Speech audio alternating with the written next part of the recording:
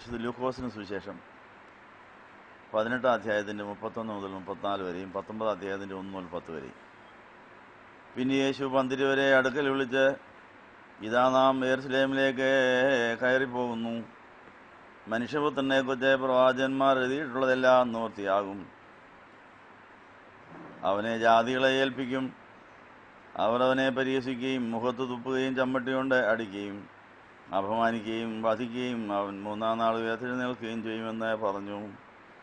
എന്നാൽ ഇവയൊന്നും അവർ ഗ്രഹിച്ചില്ല. ഈ വചനം അവർക്ക് നിഗൂഢമായിരുന്നു.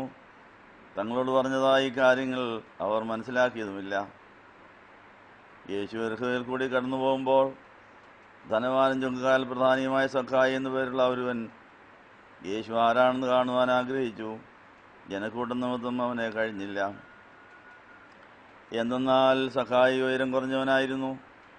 അവൻ യേശുവിനെ കാണുവാൻ ഓടി മുമ്പിൽ കടന്ന് ഒരു കാട്ടത്തിയിൽ കയറി അതിലെയായിരുന്നു യേശുവിനെ പോകേണ്ടിയിരുന്നത്. ആ സ്ഥലത്തെത്തിയപ്പോൾ യേശു അവനെ നോക്കി, സക്കായി, നീ വേഗം ഇറങ്ങി വരിക, ഇന്നെനിക്ക് നിന്റെ വീട്ടിൽ താമസിക്കേണ്ടിയിരിക്കുന്നു എന്ന് പറഞ്ഞു. അവൻ വേഗം ഇറങ്ങി വന്ന് സന്തോഷത്തോടെ യേശുവിനെ സ്വീകരിച്ചു. എല്ലാവരും ഇത് കണ്ട് നീരസപ്പെട്ടു. ഇവൻ ഭാവിയായ മനുഷ്യൻ്റെ അടുക്കൽ ചെന്ന് താമസിക്കുന്നുവല്ലോ എന്ന് പറഞ്ഞു. സക്കായി എഴുന്നേറ്റ് യേശുവിനോട്, കർത്താവേ, ഇതാ എൻ്റെ സമ്പാദ്യങ്ങൾ പകുതി ഞാൻ ദരിദ്രർക്ക് കൊടുക്കുന്നു. ആരിൽ നിന്നെങ്കിലും ഞാൻ അപഹരിച്ചെടുത്തിട്ടുള്ളത് 1/4 ഇരട്ടി തിരിച്ചു കൊടുക്കുകയും ചെയ്യുന്നു എന്ന് പറഞ്ഞു. യേശു ഇപ്രകാരം അരുളി ചെയ്തു, ഇവനും അബ്രാഹാമിൻ്റെ പുത്രനാകയാൽ ഇന്നീ ഭവനത്തിൻ്റെ രക്ഷയുണ്ടായി. എന്നാൽ കാണാതെ പോയതിനെ അന്വേഷിച്ച് രക്ഷിക്കുവാനായിട്ടാകട്ടെ മനുഷ്യപുത്രൻ വന്നിരിക്കുന്നത്. നിങ്ങൾക്കെല്ലാവർക്കും സംപ്രീതി ഉണ്ടായിരിക്കട്ടെ. ഇരിക്കാം. വലിയ നോമ്പിലെ 6-ാം വാരത്തിലേക്ക് നമ്മൾ കടന്നിരിക്കുന്നു. വലിയ നോമ്പിലെ 6-ാം ഞായറാഴ്ച ഇന്നലെ സഭാദിനമായി നമ്മൾ ആചരിച്ചു. 6-ാം വാരത്തിലെ തിങ്കളാഴ്ചയെ ഓശാന തിങ്കളെന്നാണ് പിതാക്കന്മാർ വിളിച്ചിരിക്കുന്നത്. അടുത്ത ഞായറാഴ്ച ഓശാന പെരുന്നാളിന് ഈ തിങ്കളാഴ്ചയെ ഒരുക്കാൻ തുടങ്ങിയിരിക്കുകയാണ്. അങ്ങനെ തിങ്കളാഴ്ച മുതൽ അടുത്ത ഞായറാഴ്ച വരെയുള്ള ദിവസങ്ങളെ ഓശാന പെരുന്നാളിൻ്റെ ഭാഗമായിട്ടാണ് പിതാക്കന്മാർ കണ്ടത്. അടുത്ത ഞായറാഴ്ച ഇവിടെ ഓശാന പെരുന്നാൾ നടക്കുന്നില്ലെങ്കിലും നടക്കുന്ന പള്ളികളിലെ ഓശാന പെരുന്നാൾ നമ്മുടേതാകാൻ ഓശാന പെരുന്നാളിൻ്റെ 1-ാം ദിനത്തിൽ തിങ്കളാഴ്ച നമുക്ക് ഓശാന നടത്താൻ ഇവിടെ അവസരം തന്ന ദൈവത്തിന് നന്ദി പറയാം. നമ്മുടെ പിതാക്കന്മാർ ഈ ഓശാന തിങ്കളിൽ ധ്യാനിച്ച വേദഭാഗവും ഓശാനയുമായിട്ടുള്ള ബന്ധം എന്താണോ? നമ്മളിന്ന് വായിച്ചു കേട്ട വേദഭാഗം നമ്മൾ ഇതിനു മുമ്പ് പലപ്പോഴും വായിച്ചതാണെങ്കിലും ഓശാന പെരുന്നാളിന് ഇത് വായിച്ചിട്ടില്ല. ഓശാന പെരുന്നാൾ ഇതിന് വായിക്കുമ്പോൾ അതിന് പുതിയ അർത്ഥങ്ങളും അതിൻ്റെ വികാസനം, പുതിയ പ്രകാശവും പുതിയ ബുദ്ധിയും നമുക്ക് തരും. അതുകൊണ്ട് വിശുദ്ധ ലൂക്കോസിന് സുവിശേഷം 18-ാം അധ്യായം 31 മുതൽ 34 വരെയും 19-ാം അധ്യായം 1 മുതൽ 10 വരെയുള്ള ഭാഗങ്ങൾ ഇണചേർത്ത് ചിന്തിച്ച് ഈ വചനത്തിൻ്റെ വികാസനം ഇതിൻ്റെ ചുരുളഴിഞ്ഞു വരുമ്പോൾ ഓശാന പെരുന്നാളിന് ചില പുതിയ സ്ഥലങ്ങൾ നമ്മൾ കണ്ടെത്താൻ കഴിയും. എല്ലാ ഓശാന പെരുന്നാളിനും ചില പുതിയ പുതിയ അനുഭവങ്ങൾ നമുക്കുണ്ടാവും. കഴിഞ്ഞ കൊല്ലത്തെ ഓശാന പെരുന്നാളിന് നമുക്ക് എന്തെങ്കിലും കിട്ടിയോ? കിട്ടിയില്ലെങ്കിൽ ഈ തിങ്കളാഴ്ചത്തെ ഓശാന പെരുന്നാളിനെങ്കിലും വല്ലതും കിട്ടുമെന്ന് നോക്കാം. നമുക്ക് പ്രാർത്ഥിച്ചുകൊണ്ട് ഇന്നത്തെ ഈ ധ്യാനത്തിലേക്ക് പ്രവേശിക്കാം. വായിച്ചു കേട്ട എല്ലാ തിരുവചനങ്ങളും ഇണവാക്യങ്ങളാണ്. പ്രത്യക്ഷമായിട്ടോ പരോക്ഷമായിട്ടോ ഓശാനയുമായതിന് ബന്ധമുണ്ട്. പഴയ നിയമത്തിലും പുതിയ നിയമത്തിലുമായി നമ്മൾ വായിച്ചു കേട്ട എല്ലാ തിരുവചനങ്ങളെയും അത് എഴുതിയ പരിശുദ്ധാത്മാവിൻ്റെ കയ്യിൽ തന്നെ കൊടുത്തിട്ട് പരിശുദ്ധാത്മാവ് തന്നെ ഇവയുടെ ഇണവാക്യങ്ങൾ നമ്മുടെ ഹൃദയത്തിൽ നിന്ന് ധ്യാനമായി പ്രാർത്ഥനയായി ഉയർന്ന് യേശു രാജാവ് നമ്മുടെയും ഹൃദയത്തിൽ രാജാവായി എഴുന്നള്ളുവാൻ ഓശാന തിങ്കളാഴ്ച നമ്മുടെ ഉള്ളിലേക്കും യേശു രാജാവായി വന്നാൽ എന്തൊക്കെ സംഭവിക്കും എന്ന് നമ്മൾ പരിശോധിക്കുകയാണ്. കർത്താവേ, ഞങ്ങൾ ഓശാന തിങ്കളാഴ്ച വന്നിരിക്കുന്നു. ഞങ്ങളുടെ ഈ വരവ് ഓശാന പെരുന്നാളിന് നിന്നെ ആരാധിച്ച് സ്തുതിച്ചവർക്ക് കിട്ടിയത് അനുഗ്രഹങ്ങൾ ഞങ്ങൾക്കും വേണം എന്നുള്ള ആ വലിയ ആഗ്രഹം ഞങ്ങൾ ഇതിനു മുമ്പ് സമർപ്പിക്കുകയാണ്. വായിച്ച വേദവചനങ്ങളുടെ വികാസനത്തിനായി ഞങ്ങൾ പരിശുദ്ധാത്മാവിനെ തന്നെ ആശ്രയിക്കുന്നു. അങ്ങനെ ഞങ്ങൾ ഇന്നത്തെ ഓശാന പെരുന്നാൾ കർത്താവിനെ രാജാവായി അംഗീകരിക്കുമ്പോൾ ദൈവരാജ്യത്തിൻ്റെ നീതിയും സമാധാനവും പരിശുദ്ധാത്മാവിൽ സന്തോഷം ഏറ്റുവാങ്ങി മനുഷ്യർക്ക് കൊള്ളാവുന്നവരും ദൈവത്തെ പ്രസാദിപ്പിക്കുന്നതിനുമായ ജന്മസാഫല്യമുടെയും ഈ പെരുന്നാളും ഈ വചനവും ഈ വായനയും ഉതകണമെന്ന് യേശുവിൻ്റെ നാമത്തിൽ യാചിക്കുന്നു. പിതാവിനും പുത്രനും പരിശുദ്ധാത്മാവിനും സ്തുതി ഉണ്ടായിരിക്കുമാറാകട്ടെ. ആമേൻ. ലൂക്കോസിന്റെ സുവിശേഷം 18 അധ്യായം 31 മുതൽ 34 വരെയുള്ള ഭാഗത്ത് കർത്താവിൻ്റെ 30 വർഷക്കാലത്തെ രഹസ്യമായ ജീവിതം, താൻ ആരാണെന്നും എവിടേക്കാണ് പോകുന്നതെന്നും എന്താണ് ചെയ്യാൻ പോകുന്നതെന്നുള്ള ആ വലിയ ഉൾക്കാഴ്ചയോടെ എല്ലാ കാര്യവും ചെയ്ത് താൻ നിവൃത്തിയായെന്ന് പറഞ്ഞു പോയ യേശു രാജാവിനെ നമ്മൾ ധ്യാനിക്കുകയാണ്. നമ്മുടെ ധ്യാനം കൊണ്ടും പ്രാർത്ഥന കൊണ്ടും വചന ശുശ്രൂഷ കൊണ്ടും സാധിക്കേണ്ട കാര്യം നമ്മൾ ആരായിരുന്നു, ഇപ്പോൾ ആരാണ്, ആരാകേണ്ടവരാണ്, നമ്മുടെ ലാക്ക് എന്താണ്, നമ്മൾ എവിടേക്കാണ് പോകുന്നത്, ആ ലക്ഷ്യബോധത്തോടെ നമ്മൾ ജീവിക്കണം. എങ്കിൽ മാത്രമേ ഓരോ ദിവസത്തെ സംഭവങ്ങളെ നമുക്ക് പ്രയോജനപ്പെടുത്താൻ സാധിക്കുമെന്നാണ് ഈ തിരുവചനം പറയുന്നത്. യേശു രാജാവിൻ്റെ അനുകരണീയമായ ബോധ്യങ്ങൾ. പിന്നെ യേശു പന്തിരുവരെ അടുക്ക വിളിച്ചിട്ട് ഇതാ നാം യെരുശലേമിലേക്ക് കയറിപ്പോകുന്നു എന്നുള്ള. അപ്പോൾ ഏതെങ്കിലും സ്ഥലത്ത് പോകുന്നതിന് മുമ്പ് എന്തിനാണ് അങ്ങോട്ട് പോകുന്നത്, അവിടെ എന്താണ് കർത്താവ് കരുതിയിരിക്കുന്നതെന്നുള്ള മുന്നറിവോടെ പോകാമെങ്കിൽ നമുക്ക് ആ സാഹചര്യത്തെ പ്രയോജനപ്പെടുത്താൻ സാധിക്കുമെന്ന് അവിടെ പറയുന്നു. കർത്താവ് 30 കൊല്ലം തിന്മയെ തള്ളി നന്മയെ തെടുക്കാൻ പ്രായമാകുന്നവരെ ധൈര്യം തേനും കൊണ്ട് ഉപജീവിച്ചതുകൊണ്ട് കർത്താവിന് കിട്ടിയ അവസരങ്ങളെല്ലാം തൻ്റെ വേല തയ്ക്കാൻ പ്രയോജനപ്പെട്ടു. നമ്മൾ ലക്ഷ്യബോധമുണ്ടെങ്കിൽ യേശു രാജാവിനോടൊത്ത് നമുക്ക് വേല തയ്ക്കാൻ സാധിക്കും. കർത്താവ് തൻ്റെ ശിഷ്യന്മാരെ ബോധവൽക്കരിക്കുകയാണ്. നമ്മൾ യെരുശലേമിലേക്ക് പോവുകയാണ്. അവിടെ ഈ യേശുവിന് ലഭിക്കാൻ പോകുന്ന അനുഭവങ്ങൾ എന്താണെന്ന് അറിഞ്ഞുകൊണ്ട് അതിനെ പ്രയോജനപ്പെടുത്താൻ ഒരുങ്ങിയാണ് കർത്താവ് പോയത്. ശിഷ്യന്മാരിൽ 12 പേരുടെ ഒരുക്കം 12 വിധത്തിലായിരുന്നു. അവർക്കതിനെ 100% പ്രയോജനപ്പെടുത്താൻ കഴിഞ്ഞില്ല. അതിൻ്റെ കാര്യം എന്താണെന്നുള്ള കാര്യം വീണ്ടും ഈ അവസാന പെരുന്നാൾ നമ്മൾ ചിന്തിക്കുകയാണ്. മനുഷ്യപുത്രനെക്കുറിച്ച് പ്രവാചകന്മാർ എഴുതിയിട്ടുള്ളതെല്ലാം നിവൃത്തിയാകും. അപ്പം നമ്മളെക്കുറിച്ച് തിരുവചനത്തിൽ നിവൃത്തിയാകേണ്ട പ്രവചനങ്ങൾ വല്ലതും ഉണ്ടോ? കർത്താവിനെക്കുറിച്ചും കർത്താവിനോട് ചേരേണ്ട മണവാട്ടി സഭയെക്കുറിച്ചും പല പ്രവചനങ്ങൾ എഴുതപ്പെട്ടിട്ടുണ്ട്. യേശു രാജാവിൻ്റെ അതേ ബോധ്യം യേശു രാജാവിൻ്റെ രാജ്ഞിക്കും ഉണ്ടാകണം. യേശു രാജാവിൻ്റെ രാജ്ഞിയാകാൻ വിളിക്കപ്പെട്ടവരെ യേശു രാജാവ് തൻ്റെ ബോധ്യങ്ങളിലേക്കും തൻ്റെ ബോധത്തിലേക്കും ഉണർത്തി പ്രബോധിപ്പിക്കുന്നതായിട്ട് ഇവിടെ കാണുന്നു. നമ്മൾ അതിനുവേണ്ടി വന്നിരിക്കുകയാണ്. ഓശാന തിങ്കൾ പെരുന്നാൾ ആഘോഷിക്കുന്ന സമയം യേശു പന്തിരുവർക്ക് കൊടുത്ത അതേ നിർദ്ദേശങ്ങൾ നമുക്കും തരികയാണ്. നമ്മൾ പോകുന്ന ഇടത്ത് കരുതിയിരിച്ചിരിക്കുന്ന കുരിശുകൾ, ദൈവത്തിൻ്റെ പദ്ധതികൾ, മനുഷ്യപുത്രനെക്കുറിച്ച് പ്രവാചകന്മാർ എഴുതിയിട്ടുള്ളതെല്ലാം നിവൃത്തിയാകും. മണവാട്ടി സഭയെക്കുറിച്ച് എഴുതി വച്ചിരിക്കുന്ന ഏതെല്ലാം പ്രവചനങ്ങൾ നമ്മുടെ ജീവിതത്തിൽ നിവൃത്തിയായി. അപ്പോസ്തലന്മാർ പെന്തിക്കോസ്ത് പെരുന്നാളിൽ പ്രവചനങ്ങൾ നിവർത്തിച്ചു വരിച്ചുകൊണ്ട് ആയിരക്കണക്കിന് പേരെ യേശുവിനോട് ചേർത്തതായിട്ട് നമ്മളിന്ന് വായിച്ചു കേട്ടു.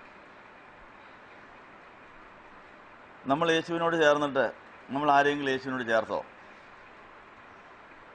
അങ്ങനെ യേശുവിനോട് ചേരേണ്ടവരെല്ലാം ചേർന്ന് കഴിഞ്ഞാൽ മാത്രമേ കല്യാണം നടക്കുകയുള്ളൂ. നമ്മുടെ പ്രാണൻ മുഴുവൻ ചേരണം. നമ്മൾ മുഖാന്തരം പലരും ചേരാനുണ്ട്.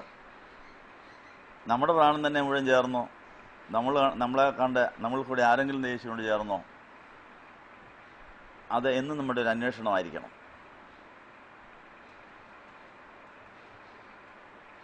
അവനെ ജാതികളെ ഏൽപ്പിക്കും.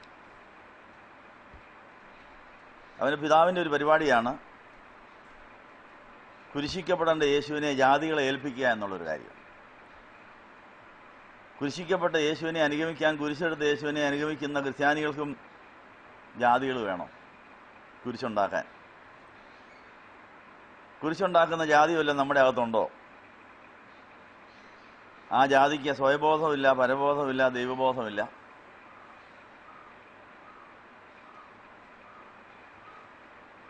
അവ ചെയ്യുന്നതും പറയുന്നതുമെല്ലാം ആർക്കെങ്കിലും കുരിശായിരിക്കും, വേദനയായിരിക്കും, ദുഃഖമായിരിക്കും ഉണ്ടാക്കുന്നത്. അപ്പോൾ കർത്താവിനെ കുരിശിൽ കൂടെ മാത്രമേ മനുഷ്യരെ രക്ഷിക്കാനൊക്കെ എന്നുള്ളതുകൊണ്ട് കുരിശെടുത്തുകൊണ്ട് കാൽവറിയിലേക്ക് യാത്ര ചെയ്യുകയാണ്. അതിൻ്റെ ഇടയ്ക്ക് രാജാവുമായി തനിക്കൊരു സ്വീകരണവും ലഭിച്ചു. പക്ഷെ അതും കുരിശായി തീർന്നു. ഓശാന പെരുന്നാൾ അങ്ങനെ കുരിശായി തീരുന്നത് കർത്താവിനെ രാജാവായിട്ടോ പ്രവാചകനായിട്ടോ മെസ്സിയായിട്ടോ അംഗീകരിക്കാത്ത അവിടെ ഉണ്ടായിരുന്ന പുരോഹിതന്മാരും മഹാപുരോഹിതന്മാരും യെരുശലേം ദേവാലയത്തിലേക്ക് രാജാവായി എഴുന്നള്ളി യേശുവിൻ്റെ വേലകളൊന്നും അവർക്കാർക്കും ഇഷ്ടപ്പെട്ടില്ല. യേശുവിന് ഓശാന പാടിയത് ഇഷ്ടപ്പെട്ടില്ല. യേശു രാജാവിൻ്റെ കോലത്തിൽ കയറി ചെന്നപ്പോൾ രാജകോലം കെട്ടിയപ്പം ഭരിച്ചു കാണിച്ചു. എന്താ രാജാവായിട്ട് അന്ന് അങ്ങോട്ട് ഇരുന്നു. അതിനു മുമ്പ് ഇങ്ങനെ പഠിപ്പിക്കാനും പ്രാർത്ഥിക്കാനും ഒക്കെ പോയ കർത്താവ് ഇന്നിതാ രാജാവായിട്ട് അങ്ങോട്ട് ചെല്ലുന്നത്. രാജാവായിട്ട് ചെല്ലുമ്പോൾ ഭരിച്ചു കാണിക്കണ്ടേ? അതിനുവേണ്ടിയാണ് അവിടുത്തെ കള്ളന്മാരെയെല്ലാം പുറത്തേ അടിച്ചത്. ഇത് കള്ളന്മാരുടെ ഗുഹയായിപ്പോയി എന്ന് പറഞ്ഞ് അടിച്ച് എല്ലാത്തിനും വിളിക്കി അടിച്ചു. അതും അവർക്ക് ഇഷ്ടപ്പെട്ടു. ഇതെന്നെ അധികാരത്തോടെ ഇതൊക്കെ ചെയ്യുന്നെന്ന് വിചാരിച്ചു. അപ്പോൾ യേശുവിനെ രാജാവായി അംഗീകരിച്ച് യേശുവിൻ്റെ കൂടെ പോയാൽ രാജാവിൻ്റെ രാജ്ഞിയുടെ പണി നമ്മൾ ചെയ്യേണ്ടി വരും. അത് പലർക്കും ഇഷ്ടപ്പെടുകയില്ല. അതും കുരിശായിത്തീരും. അപ്പോൾ ദൈവഹിതപ്രകാരം ദൈവബോധ്യപ്രകാരം നമ്മൾ ചെയ്യുന്ന കാര്യങ്ങൾ എല്ലാവർക്കും ഇഷ്ടപ്പെടുകയില്ല, പലർക്കും മനസ്സിലാകുകയില്ല. അതും കുരിശായിത്തീരും. അതിനെ നിങ്ങൾ സ്വാഗതം ചെയ്യുമോ? അന്നേരം നമ്മൾ പിറുവിറുക്കുമോ? അപ്പോൾ ജാതികളെ ഏൽപ്പിച്ചത് കൊണ്ടാണ് ജാതികൾ കുരിശുണ്ടാക്കി കൊടുത്തത്. ഇപ്പം ജാതികളെ കത്തിക്കാനിട്ടിരിക്കുക.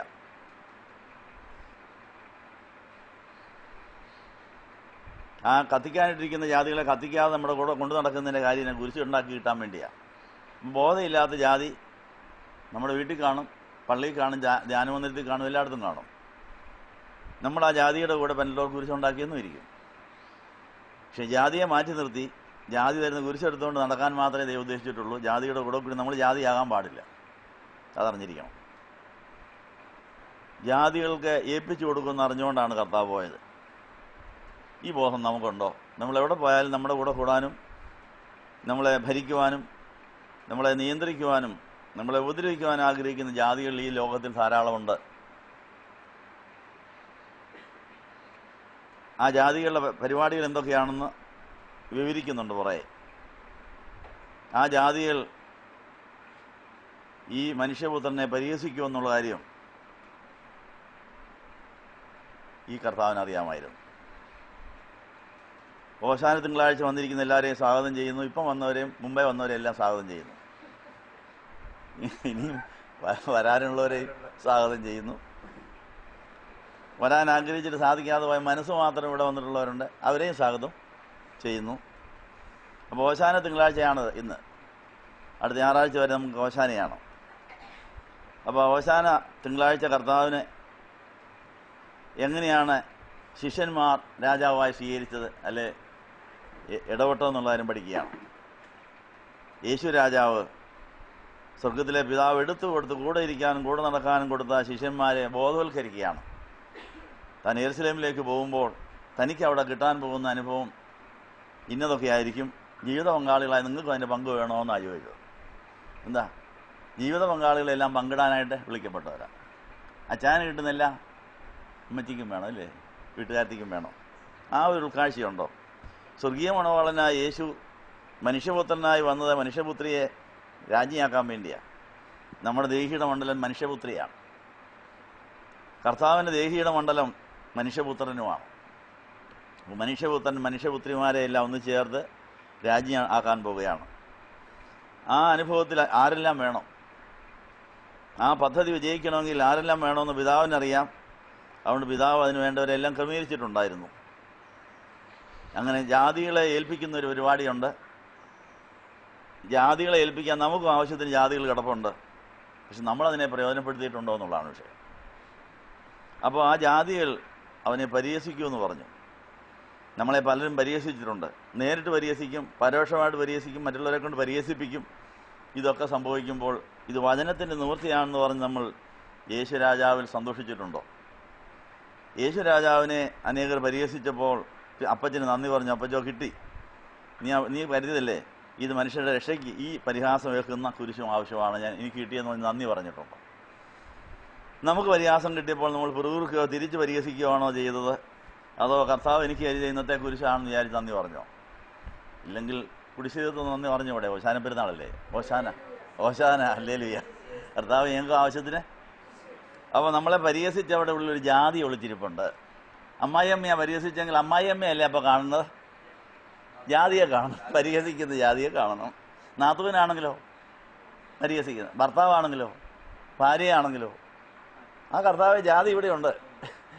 നീ അതിനെ സ്വീകരിച്ച പോലെ ഞാനും സ്തോത്രം. അപ്പം കുരിശിതത്വം സ്തോത്രം പറഞ്ഞാട്ട് ഞങ്ങൾക്ക് ആവശ്യത്തിന് ജാതിയുണ്ട് കർത്താവ്. പക്ഷെ ഞങ്ങൾ അവരെ ശരിക്കും വേണ്ട പോലെ തിരിച്ചറിഞ്ഞില്ല. അതൊന്ന് മാറ്റിത്തരണം. നീക്കുമല്ലോ എങ്കിലും ശരിക്കും ഓശാന പെരുന്നാൾ നടത്തണം. അതുകൊണ്ട് പരിഹാസം ഇനിയും ബുക്ക് ചെയ്തോ. ഇനി എനിക്ക് പരിഹാസം വേണം. പരിഹാസത്തിൻ്റെ മധ്യത്തിൽ എനിക്ക് യേശുരാജാവിൻ്റെ രാജ്ഞിയാകണം. പരിഹാസം സ്വീകരിച്ച് അതിൽ സന്തോഷിച്ച് അത് പിതാവിനെ ഏൽപ്പിച്ച ആ പുത്രൻ്റെ രാജ്ഞിയാകണം എനിക്ക്. ഈ അനുഭവങ്ങളെല്ലാം പുത്രൻ എങ്ങനെയാണ് സഹിച്ചതെന്നുള്ള കാര്യം പത്രോസിൻ്റെ ലേഖനത്തിൽ എഴുതിയിട്ടുണ്ട്. കാര്യം ന്യായമായി വിധിക്കുന്നവങ്കിൽ താൻ ഭരമേൽപ്പിച്ചു എന്നൊരു വചനമുണ്ട്. 1 പത്രോസ് എത്രാം അധ്യായമാണ്? നോക്കിയേ, 1 പത്രോസ് എത്ര അധ്യായത്തിലാണ്? കാര്യമെല്ലാം ന്യായമായി വിധിക്കുന്നവങ്കിൽ ഭരമേൽപ്പിച്ചു. നമ്മളെ പരിഹസിച്ചവരെ വിസ്തരിക്കാൻ പോലീസും വക്കീലും ജഡ്ജിയൊന്നും ആകണ്ട. നമ്മളതാ ചെയ്യുന്നത്. പരിഹസിച്ചത് ശരിയാണോ? എന്നെ എന്തിനാ കളിയാക്കിയത്? എന്നാൽ കർത്താവ് ഇതെല്ലാം സ്വർഗത്തിലെ കോടതിയിലേക്ക് വിട്ടുകൊണ്ടിരുന്നു. ആ സ്വഭാവം നമുക്കുണ്ടോ? എത്രാം വാക്യമാണ്? കാര്യം ന്യായമായി വിധിക്കുന്നവർ കാര്യം ഫലമേൽപ്പിച്ചുകൊണ്ടേയിരുന്നു. അങ്ങനെ കേസം കൊടുത്തു വിട്ടാൽ പിന്നെ അവിടെ നോക്കിക്കോളുന്നേ. എത്രാം അധ്യായത്തിലാണ്? 1 പത്രോസ് 4-ലാണോ 3-ലാണോ 2-ലാണോ? ഏതായാലും ഓർമ്മക്കുറവുണ്ടെന്ന് മനസ്സിലായല്ലോ. ഒത്തിരി വായിച്ച ഇതൊക്കെ ഇല്ലേ? ഓർമ്മക്കുറവുണ്ടെന്ന് മനസ്സിലായല്ലോ. ഉണ്ട്. അപ്പോൾ പരിശുദ്ധാത്മാവ് നമ്മളെ പഠിപ്പിക്കുകയും ഓർപ്പിക്കുകയും ചെയ്യുന്നതാവും. എത്രയാ? 2:21. ഒന്ന് വായിച്ചാട്ട്. തന്നെ ശകാരിച്ചിട്ടും പകരം ശകാരിക്കാതെയും കഷ്ടം അനുഭവിച്ചിട്ട് ഭീഷണം പറയാതെയും ന്യായമായി വിധിക്കുന്നവങ്കിൽ ഭാരമേൽപ്പിക്കുക. അപ്പോൾ അതിനകത്ത് നമുക്ക് ഇന്നുമാത്രം കുടിശ്ശിക വന്നിട്ടുണ്ട്. നമുക്ക് ഈ കൊല്ലത്തെ നമ്മുടെ പെരുന്നാൾ ആഘോഷം പൂർണ്ണമാകണമെങ്കിൽ കർത്താവിനോട് ചേരണ്ടേ? കർത്താവിനോട് കൂടെ നടക്കുന്ന ഈ മണവാട്ടി അവളും കൊള്ളാം, നല്ല പൊരുത്തമാണെന്ന് പറയണം. ഇപ്പം ചില പൊരുത്തക്കേടുണ്ടല്ലേ? അതുകൊണ്ടാണ് കല്യാണം നടക്കാത്തത്. കല്യാണം ഉറപ്പിച്ചിട്ട് കല്യാണം നടക്കാത്തതിന് കാര്യം എന്നാ? ചെറുക്കനും പെണ്ണിനും തമ്മിൽ ഇച്ചിരി പൊരുത്തക്കേടുണ്ട്. അപ്പോൾ ആ പൊരുത്തക്കേട് ഈ കൊല്ലത്തെ ഓശാനയ്ക്കെങ്കിലും തീർക്കണം. അപ്പോൾ അതുകൊണ്ട് പത്രോസ് ലിഹായ്ക്ക് ഈ മനോഭാവം കിട്ടിയത് വളരെ വൈകിയ. പത്രോസ് ലിഹായ്ക്ക് കർത്താവിനെ കുരിശിക്കാൻ കൊണ്ടുപോയപ്പോൾ ഈ മനോഭാവം ഉണ്ടായിരുന്നെങ്കിൽ കൂടെ നടക്കുകയില്ലായിരുന്നു. കൂടെ നടന്നില്ല, ഓടിപ്പോയി. അപ്പോൾ പത്രോസ് ലിഹായ്ക്ക് കർത്താവ് പറഞ്ഞ കാര്യം മനസ്സിലായില്ല. അതുകൊണ്ട് കർത്താവിനെ പിടിച്ചു കൊല്ലാൻ കൊണ്ടുപോകുന്ന കണ്ടപ്പോഴത്തെ മാറിക്കളഞ്ഞു. പരിഹാസത്തെയോ കുരിശിനെയോ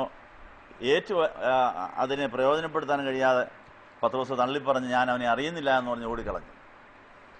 അതേ മനോഭാവം നമുക്കുണ്ടെങ്കിൽ കർത്താവിന് ഒത്തിരി ദുഃഖം ഉണ്ടാകും. കർത്താവിൻ്റെ ആ ദുഃഖം നമ്മൾ മാറ്റിക്കൊടുത്ത് രാജാവിൻ്റെ കൂടെ രാജ്ഞിയായി ഞാൻ കൂടെ ഉണ്ട്, അച്ചായൻ്റെ കൂടെ ഞാൻ എപ്പോഴും ഉണ്ട്, അവിടുന്ന് കിട്ടുന്നില്ല എൻ്റേതും കൂടെ എനിക്കൂടെ തരാൻ പറയണം. അപ്പം മണവാളന് കിട്ടുന്നെല്ലാം മണവാട്ടിക്കൂടെ പങ്കിടാനുള്ളതാണ്. എല്ലാം പങ്കിടണം. അപ്പം മണവാളൻ്റെ എല്ലാം എനിക്കും കൂടെ വേണം. നമ്മൾ ഒന്നല്ലേ, അതുകൂടെ ഇങ്ങോട്ട് തന്നേരെ, നമുക്കൊന്നിച്ച് അനുഭവിക്കാം. എല്ലാം കൊണ്ട് സ്വർഗത്തിലെ അപ്പച്ചൻ്റെ കൊണ്ട് കൊടുത്താൽ അപ്പച്ചൻ അത് മോൻ്റെ വഴി നമ്മളെ തന്നെ കൊണ്ട് തരും. അപ്പോൾ വളരെ രസമായിരിക്കും. എൻ്റെ മുഖം ഏറ്റെന്നോട് പഠിപ്പീൻ, എൻ്റെ മുഖം മൃദുവും എൻ്റെ ചുവട് ലഘുവാണ്, എൻ്റെ കുരിശെടുത്ത് എന്നോട് പഠിപ്പീൻ. അപ്പോൾ കർത്താവിൻ്റെ മുഖവും കുരിശും എടുത്ത് ഒത്തിരി കാര്യങ്ങൾ പഠിച്ചാൽ നമുക്ക് ശാന്തതയും സൗമ്യതയും കിട്ടും. അപ്പോൾ യേശുവിൻ്റെ അതേ സ്വഭാവം നോക്കാവും. അപ്പോൾ കല്യാണം മുടക്കിയാൽ ആരാ വാസ്തവത്തിൽ? ഞാനാ. അതുകൊണ്ട് നമ്മൾ ഓരോരുത്തരും പറയണം, ആരെയും നമ്മൾ കല്യാണം മുടക്കിയെന്ന് വിളിക്കണ്ട. കർത്താവ് ഞാൻ കാരണം ആ കല്യാണം ഇന്ന് വരെ താമസിച്ചു, ഞാൻ മുഖാന്തരം ഇനി കല്യാണം താമസിക്കല്ലേ, ഞാൻ നിൻ്റേതെല്ലാം ഞാൻ നിൻ്റെ കൂടെ നിത്യതയിൽ നിത്യമായ രാജ്ഞിയായി വാഴുവാൻ എൻ്റെ അച്ചായന് കിട്ടുന്നില്ല എനിക്കും വേണം, ഇമ്മാനുവൽ അച്ചായൻ്റേതെല്ലാം എൻ്റേതും കൂടെയാണ് എന്ന് പറഞ്ഞ് പരിഹാസങ്ങളെ നമുക്ക് പ്രയോജനപ്പെടുത്താം. ശിഷ്യന്മാർക്ക് ആ കാര്യം ശരിക്കും മനസ്സിലായില്ല. അത് കഴിഞ്ഞാൽ പരിഹാസം കഴിഞ്ഞാൽ അത് ഇച്ചിരി ദൂരെ നിന്നുകൊണ്ടുള്ളൊരു പരിപാടിയാണ്. മുഖത്ത് തുപ്പുക എന്ന് പറഞ്ഞ ശകലം കൂടി അടുത്ത് വരും. കാരണം തുപ്പൽ മുഖത്ത് പതിക്കണമെങ്കിൽ 2-3 അടിയെങ്കിലും അടുക്കണ്ടേ. എന്താ, തുപ്പൽ മുഖത്ത് വീഴണമെങ്കിൽ അടുത്ത് വന്നാലേ പറ്റുള്ളൂ. അപ്പോൾ അതുകൊണ്ട് നമ്മുടെ അടുത്ത് വന്ന് മുഖത്തേക്ക് കഫം തുപ്പി നമ്മളെ വൃത്തികേടാക്കുന്ന അതിൽ രസിക്കുന്നവരുണ്ട്.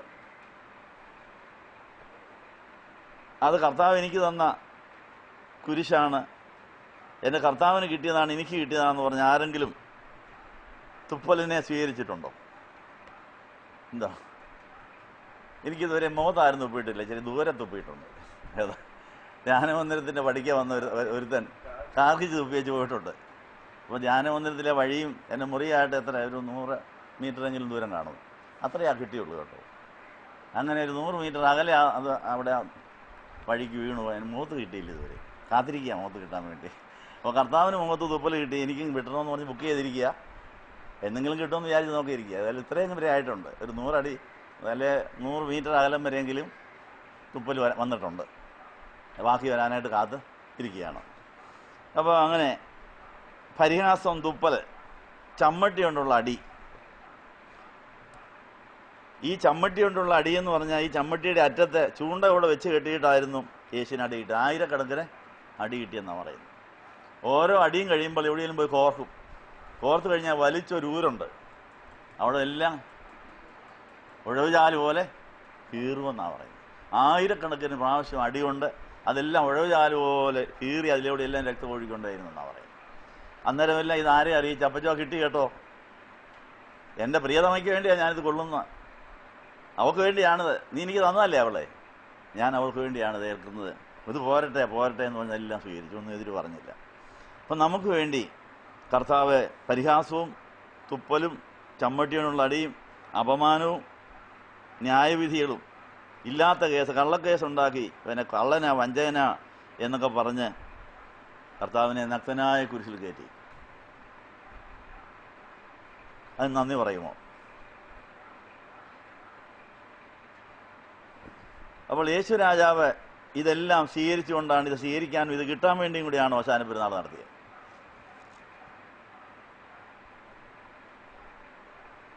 അപ്പോൾ കഴിഞ്ഞ കാലങ്ങളിൽ കർത്താവിന് കിട്ടിയതായ അനുഭവങ്ങൾ നമ്മൾ 100% സ്വീകരിച്ചില്ലെങ്കിൽ അതിനെ സ്വീകരിച്ച കർത്താവിന് ഇണങ്ങിയ പൊരുത്തമുള്ള രാജ്ഞിയാണ് എന്ന് മാലാഖമാരും പരിശുദ്ധന്മാരെല്ലാവരും സാക്ഷ്യം പറയണം.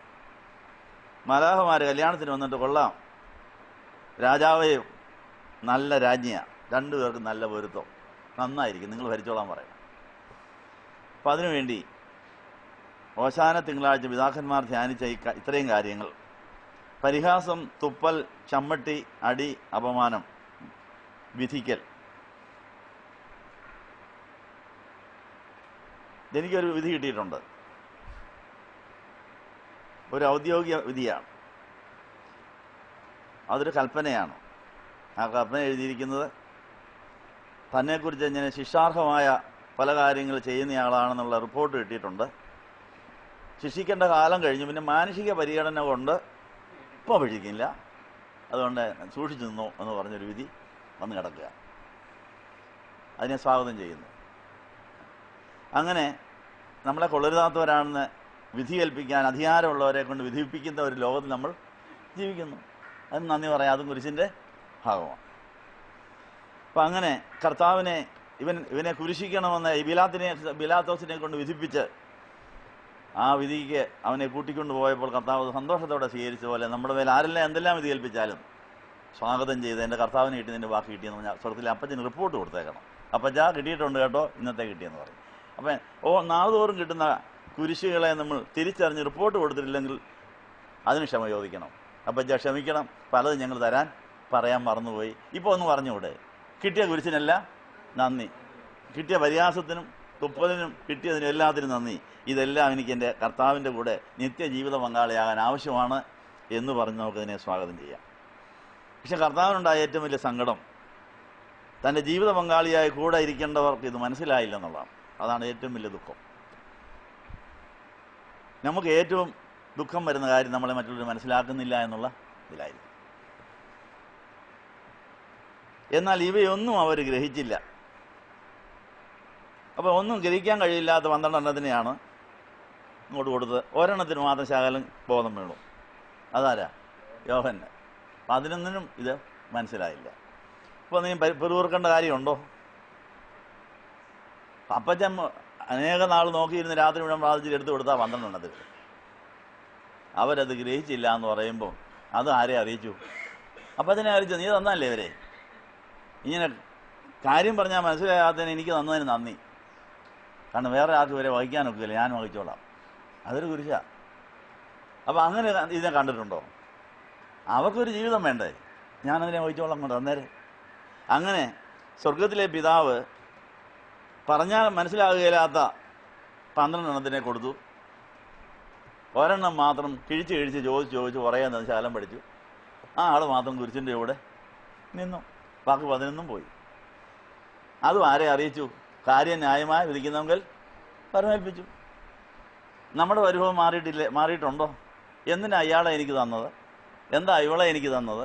എന്താ ഇവരെ തന്നത്? എന്താ ഇങ്ങനത്തെ പിള്ളേരെ തന്നത്? എന്തിനാ ഇങ്ങനെയൊക്കെ പറഞ്ഞ് ഇന്നും പരാതിയാണ്. പരിഭവം ഒത്തില്ല, കല്യാണം ഒത്തില്ല, വേറെ എന്തെല്ലാം നല്ല ആലോചന വന്നതാ, എല്ലാം തട്ടിപ്പോയി, എൻ്റെ തല ഇത് വന്ന് വീണു, ഞാനിതൊക്കെ വഹിക്കണമല്ലോ എന്നൊക്കെ പറഞ്ഞ് നമ്മൾ ആരെക്കുറിച്ചില്ല എന്തിനെക്കുറിച്ചെല്ലാം പരിഭവം പറയും. പക്ഷേ ഇത് എൻ്റെ അപ്പച്ചൻ എനിക്ക് തന്നതാണ്, 2 കൈ നീട്ടി വാങ്ങിക്കുക. ആരായാലും ഇത് വഹിക്കണ്ടേ? ആരെങ്കിലും അത് ഞാനായിക്കോട്ടെ എന്ന് വിചാരിച്ച് നമ്മൾക്ക് കർത്താവ് ഈ 12 പേരെ വഹിച്ചതുപോലെ സഹിച്ചതുപോലെ നമുക്ക് എല്ലാവരെയും സഹിക്കാൻ ഒത്തിട്ടുണ്ടോ? ഇല്ലെങ്കിൽ ക്ഷമ ചോദിക്കണ്ടേ? ക്ഷമിക്കണം കർത്താവേ, കരുണയുണ്ടാകണം, കൈവിടല്ലേ, സ്തോത്രം, ഹല്ലേലൂയ. അപ്പോൾ അവർക്കിതൊന്നും മനസ്സിലായില്ല. അപ്പം നമ്മളെ മനസ്സിലാക്കാത്തവരോട് ജീവിക്കേണ്ടി വരുന്ന ഒരു വലിയ കുരിശാണ്. ആ കുരിശ് ആവശ്യത്തിനുണ്ടോ? ഇനിയും വേണോ? ഉണ്ടല്ലേ. നമ്മളെ വേണ്ട പോലെ മനസ്സിലാക്കാത്തവരോട് താമസിക്കേണ്ടി വരുന്നതാണ് ഏറ്റവും വലിയ കുരിശ്. അത് കർത്താവിന് കിട്ടിയെങ്കിൽ നമുക്ക് വേണ്ടേ? വേണം.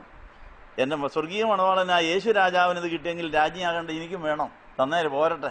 ആരും എന്നെ മനസ്സിലാക്കേണ്ട, അപ്പച്ചൻ മനസ്സിലാക്കിയാൽ മതി. ദൈവം എന്നെ മനസ്സിലാക്കിയാൽ മതി. ദൈവം മനസ്സിലാക്കിപ്പിക്കുമ്പോൾ മനസ്സിലായാൽ മതി.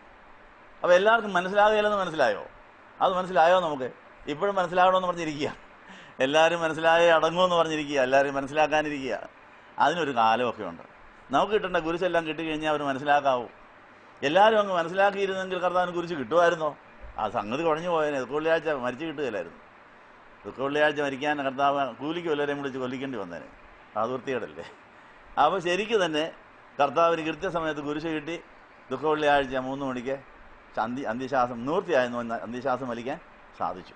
ഇതുപോലെ നമുക്ക് ഇതാ കർത്താവ് കരുതിയതാണെന്നുള്ള ഉൾക്കാഴ്ച വന്ന ഒരു പരിവും ഒരു പരാതിയും പിറുപിറുപ്പും ഇല്ലാതെ സന്തോഷത്തോടെ സ്വാഗതം ചെയ്യാൻ സാധിക്കും. ഇവയൊന്നും അവർ ഗ്രഹിച്ചില്ല. ഈ വചനം അവർക്ക് നിഗൂഢമായിരുന്നു. തങ്ങളോട് പറഞ്ഞ ഈ കാര്യങ്ങൾ അവർ മനസ്സിലാക്കിയതുമില്ല. അപ്പം നമ്മൾ ഇനി മനസ്സിലാക്കാത്ത കാര്യങ്ങൾ എന്തെല്ലാം കിടക്കുന്നു, എന്തെല്ലാം കാര്യങ്ങൾ നിഗൂഢമായിരിക്കുന്നു, എന്തെല്ലാം കാര്യങ്ങൾ ഗ്രഹിക്കാതെ കിടക്കുന്നു. അതുകൊണ്ടാണ് എന്നും വേദോത്സവം വായിക്കേണ്ടി വരുന്നത്. വേദോത്സവം എന്നും വായിക്കുമ്പോൾ എല്ലാം മനസ്സിലാക്കണമെന്നില്ല. മനസ്സിലായില്ലെങ്കിൽ പ്രയാസപ്പെടുന്ന ഒരു വാക്യമെങ്കിലും ഒരു വചനമെങ്കിലും മനസ്സിലാക്കാൻ സാധിച്ചെങ്കിൽ മതി. അപ്പോൾ ഈ 2016 ഓശാന തിങ്കളാഴ്ച ശകലെങ്കിലും മനസ്സിലായോ? ഇപ്പോൾ മനസ്സിലാകുകയില്ലെന്നെങ്കിലും മനസ്സിലായില്ലേ? എല്ലാം മനസ്സിലാകുകയില്ലെന്നെങ്കിലും മനസ്സിലായ വലിയ കാര്യം. പക്ഷേ ഇന്ന് ഞങ്ങൾക്ക് മനസ്സിലാകുന്ന ഒരു കാര്യമെങ്കിലും ഉണ്ട്. അത് മതി, എനിക്ക് അത്രയ്ക്ക് മതി. അതുകൊണ്ടാണ് 119 സങ്കീർത്തനത്തിലെ 165 വാക്യത്തിൽ പറയുന്നത്, മഹാസമാധാനം വേണമെങ്കിൽ ന്യായപ്രമാണത്തിൽ പ്രിയം വേണം.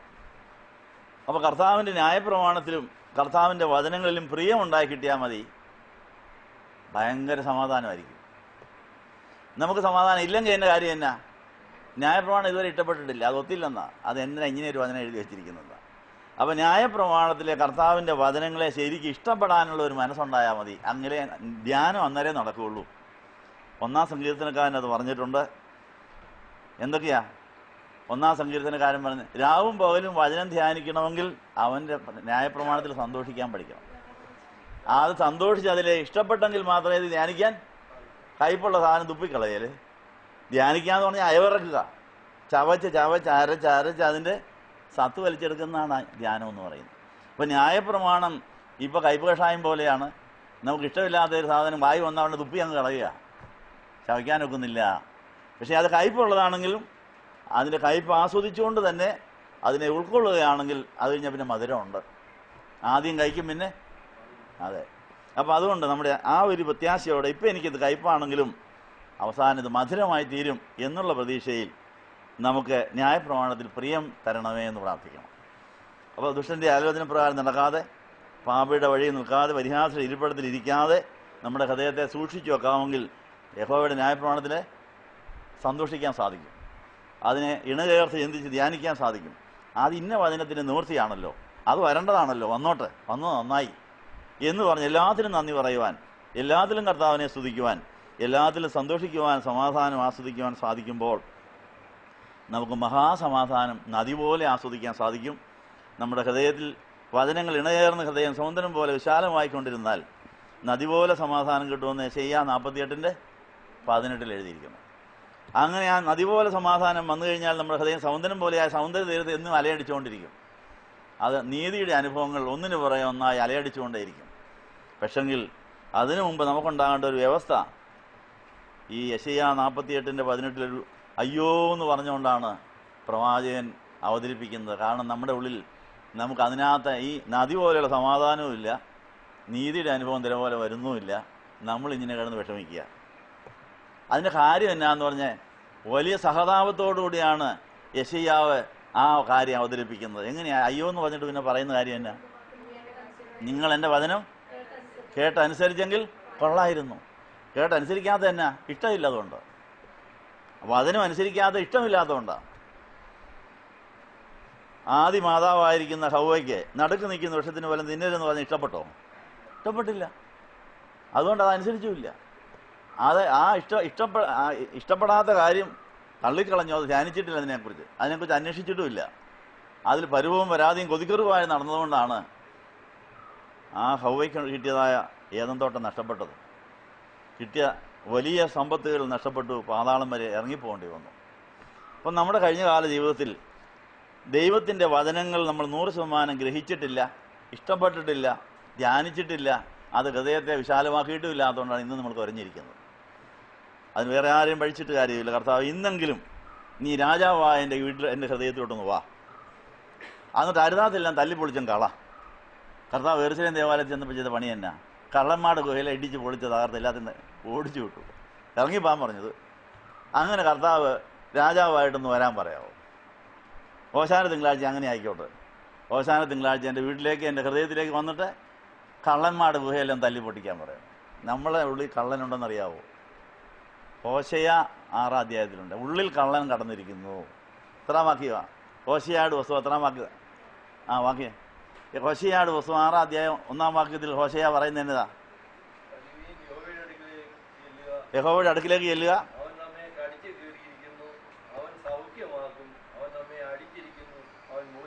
ഹോശയാണോ 6 7 ഇനി 7-ന്റെ എത്രാം വാക്യമാണ്? 1-ാം വാക്യത്തിൽ എന്നാ പറയുന്നു? അകത്ത് കള്ളം കിടക്കും. എത്രാം വാക്യമോ? അപ്പം നമ്മുടെ അകത്ത് കള്ളം കയറിയാലും വല്ലതും അറിഞ്ഞോ? അപ്പോൾ ഈ പ്രശ്നമാണ് ആദ്യം തീരേണ്ടത്. അതാദ്യം തീരണമെങ്കിൽ രാജാവ് വടിയായിട്ടൊന്ന് വരണം, ചാട്ടയായിട്ടൊന്ന് വരണം. ഇതുവരെ വന്നിട്ടുണ്ട്, നമ്മൾ സമ്മതിച്ചോ? ഒന്നും ക്ഷണിക്കാട്ടെ. കർത്താവ്, ഞങ്ങളുടെ ഓശാന തിങ്കളാഴ്ച ഞങ്ങളുടെ അകത്ത് എത്ര കള്ളന്മാരുടെ ഒളിപ്പിടങ്ങളുണ്ട്, കള്ളന്മാർക്കും കള്ളിമാർക്കും ഒളിച്ചിരിക്കാൻ പറ്റിയ ഇടങ്ങളുണ്ടെങ്കിൽ അതിനെ തല്ലിപ്പൊളിക്കുക. എന്നിട്ട് കർത്താവ് അവിടെ അങ്ങ് ഭരിക്കുക. അങ്ങനെ ഞങ്ങളെ പ്രാർത്ഥനാലയാക്ക്. കള്ളന്മാരുടെ ഗുഹയെ പ്രാർത്ഥനാലയമായിട്ട് പൊളിച്ച് കൂദാശ ചെയ്യാനായിട്ട് നമുക്ക് ഈ ഓശാന തിങ്കളാഴ്ചയെ പ്രയോജനപ്പെടുത്താം. ഇത്രയും കാര്യങ്ങൾ ലൂക്കോസിന് സുവിശേഷം 18 അധ്യായത്തിൻ്റെ 31 മുതൽ 34 വരെയുള്ള ഭാഗം വായിച്ചപ്പോൾ ഇങ്ങനത്തെ ഓശാന ചിന്തകൾ ഇതിനു മുമ്പ് കിട്ടിയിട്ടുണ്ടോ? ഇല്ല. അപ്പോൾ ഒരു പുത്തൻ ഓശാനയല്ലേ? അപ്പോൾ ഇനിയും അടുത്തതായിട്ട് ചിന്തിക്കാൻ പോകുന്നത് ലൂക്കോസ് 19:1 മുതൽ 10 വരെ ധനവാനും ചുങ്കക്കാരിൽ പ്രധാനിയുമായിരുന്ന സക്കായിയുടെ വീട്ടിൽ ഓശാനയുണ്ടായ കാര്യമാണ്. എന്താ? സക്കായിയുടെ വീട്ടിലേക്ക് കർത്താവ് ഓശാന പെരുന്നാളിന് പോയി. അങ്ങനെ ചിന്തിച്ചില്ല ഇതിനുമ്പോൾ. വീടുദാസിക്ക് കേട്ടുന്ന വാഹനമാണ്. പക്ഷേ ഓശാന തിങ്കളാഴ്ച ഇത് ഓശാനയുമായിട്ട് വന്ന് ചിന്തിക്കുമ്പോൾ ഈ ചുങ്കക്കാരൻ, ധനവാനും ചുങ്കക്കാരൻ പ്രധാനമായ സക്കായിയുടെ വീട്ടിലേക്ക് യേശു എങ്ങനെ ചെന്നു, അവിടെ എങ്ങനെ രക്ഷപ്പെട്ടു, അവിടെ എങ്ങനെ ദൈവരാജ്യത്തിൻ്റെ ഭാഗമായി. സക്കായി എന്ന പേരുള്ള യേശു ആരാണെന്ന് കാണുവാൻ ആഗ്രഹിച്ചു. അങ്ങനെ ഒരു ആഗ്രഹം നമുക്കുണ്ടോ? കർത്താവേ, യേശു രാജാവേ, നിന്നെ എനിക്കൊന്ന് കണ്ടാൽ കൊള്ളാം എന്ന് മാത്രം ആഗ്രഹിച്ചാൽ മതി, കർത്താവ് നമ്മളെ കാണുമെന്നാണ് പറയും.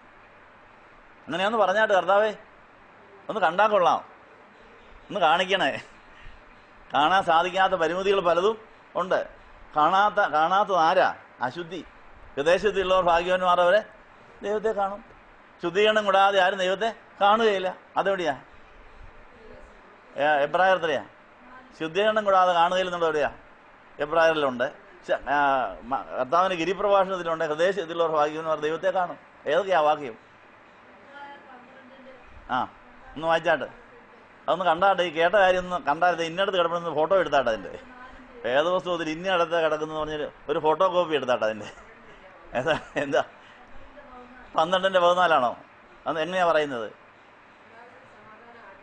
അന്ന് കണ്ടാണ്ടെന്ന് ഫോട്ടോ എടുത്താട്ടെ എല്ലാവരും. 12 അധ്യായത്തിൻ്റെ 12 12:14 ശുദ്ധീകരണം കൂടാതെ ആരും ദൈവത്തെ കാണുകയില്ല. ഇനി ഗിരിപ്രഭാഷണത്തിൽ ഹൃദയശുദ്ധിയുള്ളവർ ഭാഗ്യവാന്മാർ ദൈവത്തെ കാണുമെന്നുള്ളത് എവിടെയാ? അത് 5-ാം അധ്യായത്തിൻ്റെ എത്രാം വാക്യമാണ്? കർത്താവിൻ്റെ ഗിരിപ്രഭാഷണത്തിൽ ഹൃദയശുദ്ധിയുള്ളവർ ഭാഗ്യവാന്മാർ അവർ ദൈവത്തെ കാണും.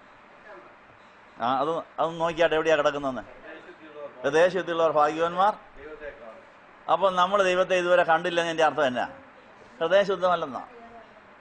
അപ്പോൾ നമ്മുടെ ഹൃദയത്തിലെ അശുദ്ധികളാണ് ദൈവത്തെ കാണുന്നതിൻ്റെ തടസ്സങ്ങൾ. ശുദ്ധീകരണം കൊണ്ട് പൂർത്തിയായിട്ടുമില്ല. ശുദ്ധീകരണം പൂർത്തിയായിട്ടുമില്ല, അശുദ്ധികൾ ധാരാളം കിടക്കുന്നു. അതുകൊണ്ട് കർത്താവിനെ നമുക്ക് കാണാൻ കഴിയുന്നില്ല. കർത്താവെ ഗതികേടാ. അതുകൊണ്ട് എനിക്ക് നിന്നെ ഇന്ന് കാണാൻ ആഗ്രഹമുണ്ട്, പക്ഷേ അശുദ്ധയാണ്.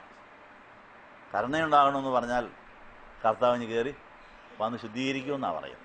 നമ്മുടെ നിസ്സഹായാവസ്ഥ ഒന്ന് അറിയിച്ചാൽ, സഖായിയുടെ പ്രശ്നം എന്നാ? പൊക്കം കുറഞ്ഞവനാ, ആൾക്കൂട്ടത്തിൽ പോയൊന്നും കാണാനൊക്കെ അതിന് മരത്തെ. അതുപോലെ നമ്മൾ ഈ സങ്കേതഭവനത്തിലെ മരത്തെ കയറിയിരുന്നോണ്ട് കർത്താവിനോടൊന്ന് പറയാം, കർത്താവ് എനിക്ക് ഇതിലേ കൂടിയെങ്കിലും തന്നെ കാണാനൊക്കെ ഒന്ന് നോക്കാമെന്ന്. വീട്ടിൽ നിന്നിട്ട് പറ്റുന്നില്ല, പള്ളിയിൽ പോയിട്ടും ഒത്തില്ല. എന്നാൽ സങ്കേതഭവനത്തിൽ വന്നെങ്കിലും സങ്കേതഭവനത്തിലെ ഈ മരക്കൊമ്പിൽ കയറിയിരുന്നുകൊണ്ടെന്ന് കർത്താവിനെ ഒന്ന് കാണാൻ ആഗ്രഹിക്കുകയാണ്. ഒന്ന് ഞങ്ങളുടെ അടുത്തേക്കൊന്ന് വരണമെന്ന് പ്രാർത്ഥിക്കുക. അപ്പം ഹൃദയശുദ്ധിയുള്ളവർക്ക്, ശുദ്ധീകരണം പൂർത്തിയാകുന്നവർക്ക് കാണാനൊക്കെ ഉള്ളെങ്കിലും ഉള്ള അവസ്ഥയിൽ ആഗ്രഹിച്ചാൽ അവരെ കർത്താവ് ആദരിക്കും, മാനിക്കും എന്നുള്ള കാര്യമാണ് ഇവിടെ നമ്മൾ കണ്ടത്. അപ്പോൾ ഏതാ? ഞാൻ വിശുദ്ധനാകയാൽ നിങ്ങളും വിശുദ്ധരാകുക എന്ന് ലേവ്യ 19 ഉണ്ട്. ഏതാ? അതിന്ന് വായിച്ചതാ. 1 തെസ്സലോനിക്കർ 4-ാം അധ്യായത്തിലുണ്ട്. നമ്മുടെ ശുദ്ധീകരണമാണ് അവൻ്റെ ഏറ്റവും വലിയ ഇഷ്ടം. അത് എത്രാം വാക്യമാണ്? 4:3. അപ്പോൾ ഈ കാര്യങ്ങളെല്ലാം നമ്മൾ ഗ്രഹിച്ചിട്ട് അത് അനുഭവിക്കാനൊക്കുന്നില്ല കർത്താവേ, അതുകൊണ്ട് ഒന്ന് കണ്ടാൽ കൊള്ളാവുന്നുണ്ട് എന്ന് പറഞ്ഞ് നമ്മൾ കാത്തിരിക്കാമെങ്കിൽ അവൻ നമ്മുടെ അടുത്തേക്ക് കടന്നു വരുമെന്നാണ് പറയുന്നത്. സഖായി അങ്ങനെ കാണാൻ ആഗ്രഹിച്ചു, മരത്തിൽ കയറിയിരുന്നു. യേശുവിനെ കാണാൻ ഓടി മുമ്പിൽ കടന്നു, കാട്ടത്തിയിൽ കയറി. യേശു ആ സ്ഥലത്തെത്തിയപ്പോൾ യേശു അവനെ നോക്കിയെന്നാണ് പറയുന്നത്. അപ്പോൾ നമ്മളുള്ള സൗകര്യത്തിൽ, ഉള്ള സാഹചര്യത്തിൽ അവനെ കാണാൻ ആഗ്രഹിച്ച് ശ്രമങ്ങൾ നടത്തുമ്പോൾ കർത്താവ് അത് കാണുന്നുണ്ട്, നമ്മളെ നോക്കും. നമ്മൾ വേഗം കർത്താവിൻ്റെ അടുത്തേക്ക് എല്ലാം പറയും. നീ ഇന്ന് എനിക്ക് നിൻ്റെ വീട്ടിൽ താമസിക്കണമെന്ന് പറഞ്ഞ് കർത്താവ് നമ്മുടെ വീട്ടിലേക്ക് വരും. അപ്പോൾ ഇന്ന് സങ്കേതഭവനത്തിൽ നിന്ന് കർത്താവ് പറയാം, ഞാൻ നിൻ്റെ വീട്ടിലോട്ടൊന്ന് വരിക എന്ന് പറഞ്ഞാൽ സന്തോഷമാണോ? അപ്പോൾ നമ്മുടെ ഓശാന തിങ്കൾ നമ്മുടെ വീട്ടിലേക്ക് യേശു വരുന്ന ദിവസമാകട്ടെ. യേശുവിനെ കൂട്ടിക്കൊണ്ട് പോകാം. പക്ഷെ ഒരു കുഴപ്പമുണ്ട്, വീട്ടിൽ ചെന്നാൽ ചില പ്രശ്നം ഉണ്ടാവും. ഏതായാലും കർത്താവിന് കൂടെയുള്ള നടപ്പും വീട്ടിലുള്ള കയറ്റവും കഴിയുമ്പോൾ രക്ഷയുടെ സന്തോഷം നമുക്കുണ്ടാവും. രക്ഷയുടെ സന്തോഷം ഉണ്ടായാൽ ഇത് മതി, എനിക്ക് വേറൊന്നും വേണ്ട.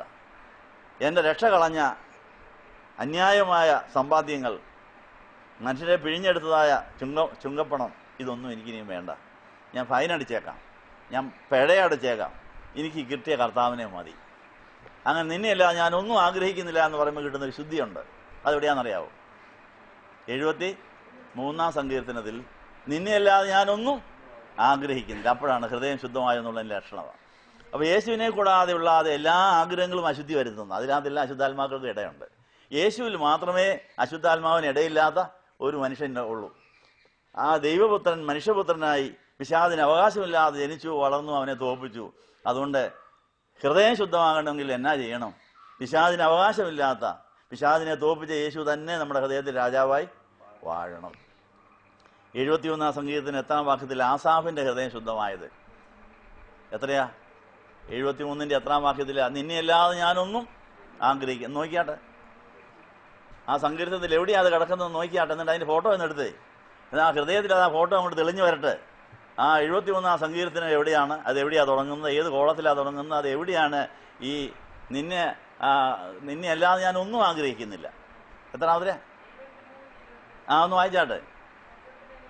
സ്വർഗത്തിൽ എനിക്ക് ആരുള്ളൂ, ഭൂമിയിൽ നിന്നെയല്ലാതെ ഞാനൊന്നും. അതെന്ന് നിങ്ങൾ ആത്മാർത്ഥമായിട്ട് അത് പറയുന്നു, അന്ന് ഹൃദയം ശുദ്ധമായിരിക്കും. ആ ശുദ്ധമായ ഹൃദയത്തിലേക്ക് ആര് രാജാവായിട്ട് എഴുന്നള്ളി വരും. അപ്പോഴാണ് നമുക്ക് രക്ഷയുടെ ആനന്ദവും സന്തോഷവും ഉണ്ടാകുന്നത്. അതുകൊണ്ട് കർത്താവേ നിന്റെ രാജ്യം വരണമേ എന്നുള്ള പ്രാർത്ഥന ആവർത്തിക്കുന്നതിൻ്റെ കാര്യം എന്നാ? ഇനിയും നമുക്ക് പല കാര്യങ്ങളോട് ആശ കടപ്പെടണം. ആ ആശ സാധിക്കാൻ വേണ്ടി മാത്രമാണ് കർത്താവിനെ ഇപ്പോൾ വിളിക്കുന്നത്. ആ അത്യാഗ്രഹങ്ങൾ സാധിക്കാൻ കർത്താവിനെ കൂട്ടി വിളിച്ചുകൊണ്ട് കർത്താവ് വരുമോ? കർത്താവ് നീ മാത്രം മതി, നീ വന്നതിന് ശേഷം നിനക്ക് എനിക്ക് വല്ലതും തരണമെന്ന് ആഗ്രഹം തന്നേരെ. കർത്താവ് എടുത്തു തരുന്ന നല്ലതല്ലേ തരുള്ളൂ. പിശാചിൻ്റെ അവകാശം തീർത്തിട്ടേ കർത്താവ് നമുക്ക് എന്തെങ്കിലും തരുള്ളൂ. കല്യാണമായാലും ജോലിയായാലും വീടായാലും ബന്ധുക്കളായാലും എന്തായാലും കർത്താവ് എടുത്തു തന്നാൽ നല്ലതായിരിക്കും. നമ്മൾ കയറിയെടുത്താലോ ചീത്തയുമായിരിക്കും. നമുക്ക് പറ്റിയ കുഴപ്പം മനസ്സിലായോ? നമ്മൾ കണ്ടാൽ കൊള്ളാമെന്ന് തോന്നിയാൽ കയറി അങ്ങ് എടുത്തു. അതിനോട് ആരും കൂടെ കയറി? പിശാചും കൂടെ കയറി. ഹവ്വായി കണ്ടാൽ കൊള്ളാവുന്ന വൃക്ഷം നടുക്ക് നിൽക്കുന്നു. ഇത് എൻ്റെ അമൃതവും തരുന്നില്ല, കർത്താവും തരുന്നില്ല. പിന്നെ ഇത് കിട്ടണ്ടേ?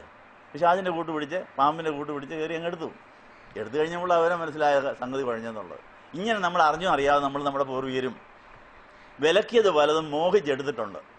അതിൻ്റെ കൂടെ അശുദ്ധാത്മാക്കളുടെ ഒളിപ്പിടങ്ങൾ നമ്മുടെ അകത്ത് ഉണ്ട്.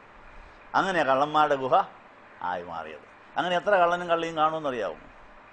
മഗ്ദലന മറിയത്തിൻ്റെ കൂടെ എത്ര എണ്ണം ഉണ്ടായിരുന്നു? 7 എണ്ണം ഉണ്ടായിരുന്നു. ആ 7 അശുദ്ധാത്മാക്കൾ അവൾ കയറിയിട്ടാണ് അവൾ വ്യഭിചാരിയായിട്ട് പട്ടാപകലും കിട്ടുന്നവരും പിടിച്ചുകൊണ്ട് നടന്നു, ബോധമില്ലാതെ. അറിഞ്ഞില്ല. ശകലെങ്കിലും ബോധമുള്ളവർ ചെയ്യുന്ന പണിയാണ് അവർ. അതുകൊണ്ടാണ് അവളെ പിടിക്കാനൊത്തത്. തൊണ്ടി സഹിതം പിടിച്ചെന്ന് പറഞ്ഞാൽ പിടിച്ചോണ്ടി എന്നല്ലേ? അത് കിറുക്കിയായി ബോധമില്ലാതെ ആണ് ഈ പണിയൊക്കെ ചെയ്തത്. അപ്പം നമ്മുടെ ഹൃദയത്തിൽ അശുദ്ധാത്മാക്കൾക്ക് ഇടമുണ്ടായാൽ അവർ നമ്മുടെ ബോധം കെടുത്തിക്കളയും, നമ്മുടെ നാണം കെടുത്തും. നമ്മൾ പിന്നെ എന്തും പറയാനും ചെയ്യാനും യാതൊരു മടിയില്ലാത്ത അവസ്ഥയിലേക്ക് മനസാക്ഷി മരവിച്ചു പോകും. ആ ഗതികേടൊക്കെ മാറേണ്ടി വരും. ഏതായാലും ചുങ്കക്കാരൻ സഖായിയുടെ വീട്ടിലേക്ക് കർത്താവ് കടന്നു ചെന്നപ്പോൾ ആ വീട് ദൈവരാജ്യമായി, കർത്താവിൻ്റെ ഭവനമായി, രക്ഷയുള്ള സ്ഥലമായി. അപ്പോൾ സഖായിക്ക് കുറ്റബോധം വന്നു. സഖായിയുടെ തീരുമാനം, കിട്ടിയതായ സന്തോഷം നിലനിർത്താൻ വേണ്ടി അവൻ പറഞ്ഞ കാര്യങ്ങളാണ്: കർത്താവ്, ഇതാ എൻ്റെ സമ്പാദ്യത്തിൽ പകുതി ഞാൻ ദരിദ്രർക്ക് കൊടുക്കുന്നു. ആരിൽ നിന്നെങ്കിലും ഞാൻ അപഹരിച്ചിട്ടുള്ള 1/4 ഇരട്ടി തിരിച്ചു കൊടുക്കുന്നു. അപ്പോഴാണ് യേശു പറഞ്ഞ ഈ അബ്രഹാമിൻ്റെ പുത്രനാണെന്ന്. ഇവൻ അബ്രഹാമിൻ്റെ പുത്രനായത് എപ്പോഴാ? യേശുവിനെ കാണാൻ ആഗ്രഹിച്ചു, യേശുവിനെ വീട്ടിലേക്ക് കൂട്ടിക്കൊണ്ടുവന്ന്. അങ്ങനെ അബ്രഹാം ദൈവത്തിൻ്റെ ശബ്ദം കേട്ടിട്ട് എല്ലാം ഉപേക്ഷിച്ചയാളാണ് അല്ലേ? എവിടെ എഴുതിയിരിക്കുന്നത്? ഉൽപ്പത്തി 12 അബ്രഹാമിൻ്റെ പ്രത്യേകത, ഞാൻ നിന്നെ കാണിപ്പാനിരിക്കുന്ന ദേശത്തേക്ക് നീ പോകുമെന്ന് പറഞ്ഞപ്പോൾ എവിടെയാണെന്ന് ചോദിച്ചില്ല, എത്ര ദൂരെ അകലാന്ന് ചോദിച്ചില്ല. പറഞ്ഞയാള് വിശ്വസനാണ്. അവൻ കണ്ടാൽ മതി, എനിക്ക് കാണണ്ട. കാണിപ്പാനിരിക്കുന്ന ദേശം ഏതോ അവിടെ വരെ ഞാനങ്ങ് പൊക്കോളാം എന്ന് പറഞ്ഞ് തനിക്കുണ്ടായതിനെ മുഴുവൻ ഉപേക്ഷിച്ച് ദൈവമാണ് എൻ്റെ സമ്പത്ത്, ദൈവമാണ് എൻ്റെ ലാഖെന്ന് പറഞ്ഞിറങ്ങിയതുകൊണ്ട് അബ്രഹാം വിശ്വാസിയായി, വിശ്വാസികളുടെ പിതാവായി. അബ്രഹാം അങ്ങനെ വിശ്വാസത്തിൻ്റെ മാതൃക കാണിച്ചു. സഖായി അബ്രഹാമിൻ്റെ പുത്രനായത് എങ്ങനെയാ? സഖായിയും വിശ്വസിച്ച് എന്നാ പറഞ്ഞു? എൻ്റെ വീട്ടിലേക്ക് വന്നിരിക്കുന്ന യേശുവിൻ്റെ ആ രക്ഷ എനിക്ക് വേണം. എൻ്റെ വീട്ടിൽ അന്യായമായ പലതും ഇരിപ്പുണ്ട്, എല്ലാം കളഞ്ഞേക്കാം. അപ്പോൾ ഈ രക്ഷ നിലനിൽക്കും. അത് വേറെ ആരും പറഞ്ഞു കൊടുത്തിട്ട് ചെയ്യേണ്ട കാര്യമില്ല. പാപത്തെക്കുറിച്ചും നീതിയെക്കുറിച്ചും ന്യായവിധിയെക്കുറിച്ചും ബോധം വരുന്ന പരിശുദ്ധാത്മാവ് പറഞ്ഞിട്ട് വേണം ഇതൊക്കെ ചെയ്യാൻ. അല്ലാതെ ആരെങ്കിലും പറഞ്ഞു കേട്ടിട്ടല്ല ചെയ്യേണ്ടത്. സോമനസാലെ നിങ്ങൾ ഇതുപോലെ യേശുവിന് വേണ്ടി ഞാൻ ഇന്നത് കളഞ്ഞിരിക്കുന്നു, എനിക്ക് ഇന്നത് വേണ്ട, നീ യേശു മാത്രം മതി എന്ന് പറയുന്നോ അന്ന് നമ്മുടെ ഹൃദയം ദൈവരാജ്യമായി മാറും, ദൈവം അവിടെ വസിക്കുന്നുള്ളതായിരുന്നു. അങ്ങനെ അബ്രഹാമിൻ്റെ പുത്രനായ പോലെ നമുക്ക് അബ്രഹാമിൻ്റെ പുത്രനും പുത്രിയും ആകാനിതാ കൃപായികൾ നീട്ടി തന്നിരിക്കുന്നു. അപ്പോൾ അവസാന തിങ്കൾ നമുക്ക് അബ്രഹാമിൻ്റെ പുത്രീപുത്രരായി കർത്താവിനെ മാത്രം ആഗ്രഹിക്കുന്ന ശുദ്ധ ഹൃദയമുള്ളവരായാൽ രക്ഷപ്പെട്ടു. ഇന്ന് ഈ ഭവനത്തിന് രക്ഷയുണ്ടായി എന്ന് കർത്താവ് പ്രഖ്യാപിക്കട്ടെ. കാണാതെ പോയതിനെ അന്വേഷിച്ച് രക്ഷിക്കാൻ യേശു ഉത്തരം വന്നത്. നമ്മുടെ കാണാതെ പോയ പ്രാണക്കുട്ടിയെ തപ്പി ഇതാ അവിടെ മുന്നേന്നിരിക്കുന്നു. എത്ര ശതമാനം പ്രാണൻ ഇപ്പോൾ പാതാളത്തിൽ കാണും? അതിന് തപ്പി വന്നിരിക്കുക. കർത്താവെ, എനിക്ക് ഇത്ര ശതമാനം, അത് നിങ്ങളുടെ ഓർമ്മയിലുണ്ടോ? എത്ര ശതമാനം പ്രാണൻ കർത്താവിൻ്റെ കയ്യിലുണ്ട്? എത്ര ശതമാനം സ്വയാശ്രയത്തിൽ പാതാളത്തിൽ പോയി, അത്യാഗ്രഹത്തിൽ പോയി? അതിൻ്റെ കണക്ക് നമ്മുടെ കയ്യിൽ എന്നും വേണം. കർത്താവെ, എൻ്റെ ഇത്ര ശതമാനം പ്രാണൻ പാതാളത്തിൽ കിടപ്പുണ്ട്, അവിടെ കിടന്ന് കരയുക. അതിനെ മറുവില കൊടുത്ത് തിരികെ എടുത്ത് നിന്റെ മാറിലാക്കണം. അപ്പോൾ മാത്രമേ നമ്മുടെ ഓശാന പൂർണ്ണമാകുള്ളൂ. അപ്പോൾ കള്ളൻ്റെ കയ്യിലാണിത് നമ്മുടെ പ്രാണൻ. കള്ളൻ്റെ കയ്യിൽ നിന്നും കള്ളിയുടെ കയ്യിൽ നിന്നും തിരിച്ചെടുത്ത് ഒടേക്കാരൻ്റെ കയ്യിൽ കിട്ടിയാൽ മാത്രമേ നമുക്ക് സ്വസ്ഥതയുണ്ടാവുകയുള്ളൂ എന്നുള്ള കാര്യം പറഞ്ഞിരിക്കുന്നു. ഓശാനത്തിങ്കിൽ ഇത്രയൊക്കെ പോരെ?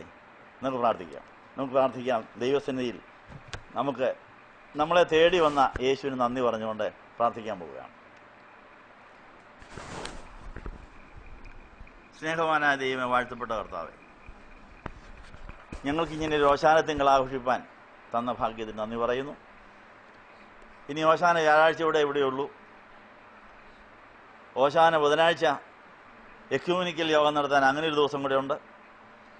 അങ്ങനെ ഈ ആഴ്ചയിലെ ഓശാന തിങ്കളും ഓശാന ബുധനും ഓശാന വ്യാഴവും നടത്തിയിട്ട് ഞങ്ങൾ അടുത്ത ഞായറാഴ്ച ഞങ്ങളുടെ ഇടവപ്പള്ളികളിൽ പോയി ഓശാന ആഘോഷിക്കുമ്പോൾ നീ ഞങ്ങളുടെ രാജാവായി എഴുന്നള്ളി വരുന്നതിൻ്റെ ഗുണങ്ങളെല്ലാം ഞങ്ങൾക്ക് ആസ്വദിക്കണം.